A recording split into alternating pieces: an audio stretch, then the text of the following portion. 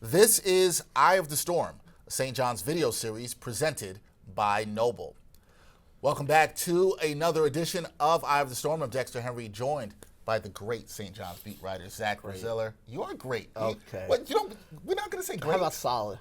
No, you don't want to be solid. You want to be great. Like the way St. John's is playing right now. They're playing pretty great right now. Very well. And we have a lot to talk about with them. They are nationally ranked, Zach. Yep, This is a really 15. exciting time. Yeah, number 15. Really exciting time for the Johnnies and their fans. But let's talk about that first because they're off to their best 20-game start since the 1989-1990 season. What's been the biggest factor in their remarkable success so far this season? I mean, it's been defense. You know, they're ranked 5th in the country in defensive efficiency. They're a fantastic defensive team. You know, when they really defend, they completely shut teams down. They kind of remind me of, Houston Light, where they're just so tough.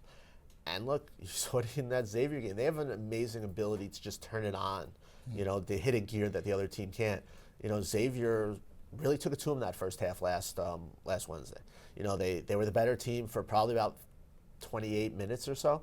And then St. John's just completely shut them down.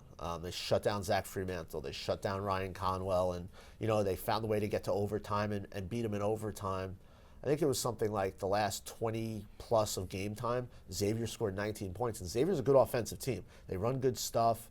And Sean Miller said after that he felt St. John's pressure just broke them. And it's not necessarily full court pressure. It's constant pressure. It's in the half court. It is picking up full court. People always kind of associate the press with like turnovers, but sometimes it's just wearing the other team out, and I think that's kind of what they do to these teams late in games. And yeah, I mean, they're also a really, really good rebounding team. They take a really good offensive rebounding team. Zuby Ejiofor is number 2 offensive rebounder in the country per game at 4.5. And so while they're not a great offensive team, while they're not a great shooting team, you're taking 15, 16 more shots than the other team.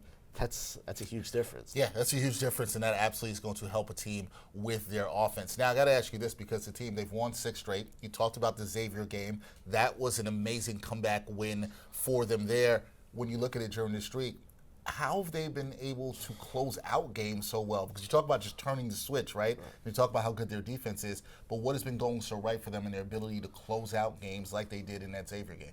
Yeah, look, that was the thing this team struggled with last year. They went through a stretch where they lost 8 of 10 in January, early February. It was because they couldn't finish games. It was because they were coming up like a rebound short or a shot short or a turnover short, and they've executed for the most part very well. Even the free throw shooting, which cost them early in the year, lost to Baylor and isn't necessarily great. They've definitely made improvements in terms of making big free throws late in these games, and Kadary Richmond coming alive lately has really helped. Late in that Xavier game, he made some big plays. Zuby Ejiofor has been terrific, both ends of the floor. The funny thing is they've really closed out games well, but they still only have, I think, 3 or 4 wins by single digits. So a lot of you can go to Villanova, you can go to Butler, Georgetown. So a lot of these games are closer, even they're behind, but they just take over down the stretch to where by the end it's not necessarily a close game. Villanova was like a 1-possession game at the under 4 timeout, and they ended up winning by 12. Xavier, they really pulled away in overtime. Georgetown, they kind of won somewhat comfortably after being down 15. So they've just been really good late in games at both ends. It's really tough to score on this team in the half court, and that's really been the evolution of this team. It's been a hallmark of this team where they're just a suffocating defense team. They're a terrific rebounding team. They're really hard to deal with in the paint. I've talked about their positional size. When you go, Kadary Richmond 6'6", R.J. Lewis 6'7", Aaron Scott 6'8", the 2, 3, and the 4. These are all guys who kind of are perimeter players with that kind of athleticism.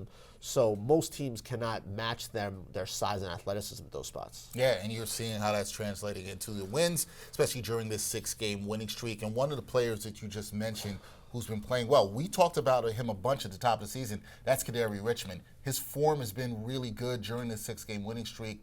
How integral has he been to this team during this streak, and what do you think his ceiling is for the rest of the season? Oh, he's been huge because without Davon Smith, their other point guard, he's got this shoulder issue, doesn't sound like he's going to play tomorrow against Georgetown. He's been in and out of the lineup the last few weeks. So without him, there's been more of an onus on Richmond to play make, to handle the ball, and he's been up to it. I thought Xavier was his best game of the year. in 19.7 rebounds, 5 assists, 3 steals, made some huge defensive plays. I mentioned the big shots late. He's getting more confidence. He's more comfortable. He's been terrific. The Xavier game was the kind of consistent effort you'd like to see more of. But look, Georgetown late, he was very good. Villanova, he played very well. I mean, he's been coming on steadily, and so yeah, I mean, I think he's probably going to only get better, and it'll be interesting to see kind of when Davon Smith comes back, how that kind of impacts those two guys, because those are two guys who need the ball in their hands. But I think it's become pretty evident now, late in games, the ball's going to, at least until Smith is back, the ball's going to be in Richmond's hands, and he's going to kind of create and do his thing. Yeah, and he's looking more confident. We're seeing more confidence with him as he moves forward throughout this season. Now, you and I were talking about this before we started recording. This team definitely has a gritty style. You even said it reminded you of some of the Pitt teams that I saw when I was at the University of Pittsburgh, right? And they're very gritty. Throwbacks, that kind of style of basketball. You don't see a lot of that in today's game, Zach. Is the way they're playing this gritty style of basketball, is that sustainable as they face much tougher Big East competition? Yeah, I mean, it's sustainable. Now, look, I don't think you're going to beat a Creighton, a Marquette, or UConn by hitting 1 or 2 threes. Right. Although they almost won at Creighton by doing it. But yeah, I mean, look, but they're not going to be, we've been over this, they're not going to be a good three-point shooting team. It's just not the way they're built. But before this last Xavier game, they had been making more threes. I think it was 22 in 3 games. They're going to hit 6, 7 threes. They're going to be, that's more than enough. Pitino's talked a little today. He wants guys like Wilcher and Scott to get more up. The team only took 12, made 1 in the Xavier game. But yeah, look, if you're going to defend at a really high level, you're going to offensive rebound at a high level, you're going to turn the other team over, you're going to get out in transition, and when Smith is there, their transition is awesome. I think it is sustainable. I mean, you've seen teams. I mean, NC State last year made the Final Four. They were a 34% three-point shooting team. You've seen other teams who aren't great three-point shooting teams. Michigan State this year is a worse three-point shooting team than St. John's, and they're a top 10 team in the country, and they're looking like a 2 or 3 seed. So yeah, I think it is if you do those things at a high level. Now, what we've seen in these first halves lately, Georgetown, Xavier, St. John's didn't really bring it early, and they find themselves in a big hole. They're still able. I think what's so impressive is some of these comeback wins. Now they have 3 wins when they're down 15 or more. Is it's hard to come back when you can't shoot when you're not a big time 3-point shooting team, and yet they're doing it just because of how well they're defending. They got to kind of get out of this fall behind thing though. Right. You're playing with danger. I was going to ask if you're playing with fire there. Is that a big concern for you in the way they've been falling behind, especially without the ability to shoot the 3 and get back into the games as quickly as they might like? But I also think some of that's Davon Smith being out. If you look at obviously Georgetown and Xavier, they were down 10 at the half all those games. He didn't play in those games, and he's their engine. I think that's what's so impressive about where they are is, like, you can make an argument he's their most valuable player because he's their transition they're just so explosive in transition with him. He's one of their best 3-point shooters, if not their best. He's a really good on-the-ball defender. He's a terrific defensive rebounder for his size. So the fact that they've continued this winning streak, and think about it, he gets hurt in end of the first half against Villanova, they find a way to win that game. Georgetown, they win, he didn't play. Seton Hall, he played a little, but he wasn't really a factor in that game, they win. Xavier, they win without him. So the fact that they're able to win, and without him really doing much and playing, to me speaks volumes, and it's good. You're going to get guys like Jaden Glover more time with him out, where I think maybe in the long run it's good for them. Now, they got to get him right. There's no question about that. For this, February, Marquette once, UConn twice, Creighton at Villanova. The schedule is February is the real chance for them to really play their way into a very good seed. A good February, and they could be like a 4-seed type of team. So they need him right because they're clearly a much better team with him. So I think the slow starts is somewhat attributable to not having one of their best players, but it's a bad habit to have. Right. You want to have good habits as you move forward, and we're going to get now into the St. John's schedule. You just mentioned the tougher February that's coming up. No doubt. No doubt about that. But if you just look at the next week, okay, right there, they've got at Georgetown, then they've got Providence at home, and then they've got Marquette at home. What stands out to you about those 3 games, matchups, and how do you think they'll fare against the competition they have coming up in the next week? Yeah, look, I think Georgetown's going to be a tough game. Georgetown matches up well with them. They're one of the few teams that has that positional size, athleticism that we mentioned. Micah Peavy's a great defender. on the wing. Thomas Sorber is one of the best freshmen in the country, big man who looks like he's going to be a one-and-done top 20 pick. Georgetown gave St. John's all kinds of problems here at the Garden recently. Doesn't sound like Smith will play. So, yeah, I think that's a tough game. I think Providence is walking into a buzzsaw next Saturday. It sounds like a huge crowd. I think you're probably looking somewhere 16 to 18,000. They've already opened the Chase Bridge, and Providence is just not. I mean, at home they're still tough, but on the road they're just not the same team. And then look, that Marquette game has a chance to be a monster game. Right now, Marquette's ranked 9th, St. John's is 15th. There's a chance you're looking at something like 8 versus 12 or something of that ilk. It's going to be. It has the makings to be the biggest St. John's regular season home game in a very long time. Well, and you told me I need to be in the building, yeah, so absolutely. I'm going to have to be in the building Let's for go. that one. I'm going to be there. I promised the folks I'll be there. If I'm not there, Zach is going to come and beat me up probably. But we'll see what happens there. That's going to be a lot. That's going to be a lot of fun. And I think it's a fascinating matchup. Marquette is terrific. Still think they're the best team in the league. Cam Jones, National Player of the Year candidate. They have terrific athleticism. I think St. John's can give them a lot of problems inside, but those guards are terrific. They force turnovers. That should be a fun night. It's going to be a fun night, fun matchup, and Johnny fans are going to hope they win there. Okay, last thing. You are doing the great writing that you do. You wrote about this team, and you said they're taking the fans on a beautiful joyride this season. So, got to ask you this.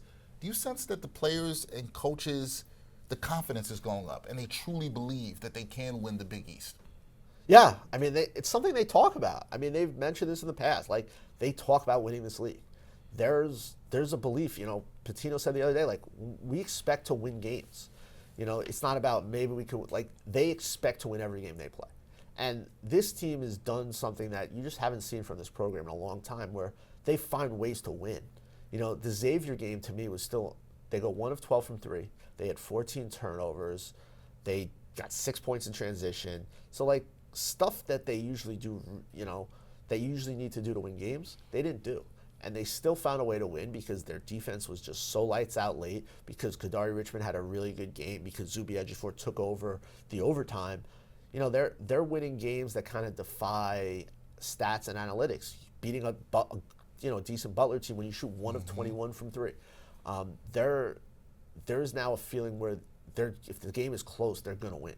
Where last year, and that team took off late, but last year you kind of felt like they would find a way to lose these games, and until they really got going late in February, where they were winning those games. So it's a really good quality to have, to be able to win when you're not at your best. And that's the thing. I don't even think we've seen this team's best. Obviously, you don't have Smith playing right now, and that's clearly a factor.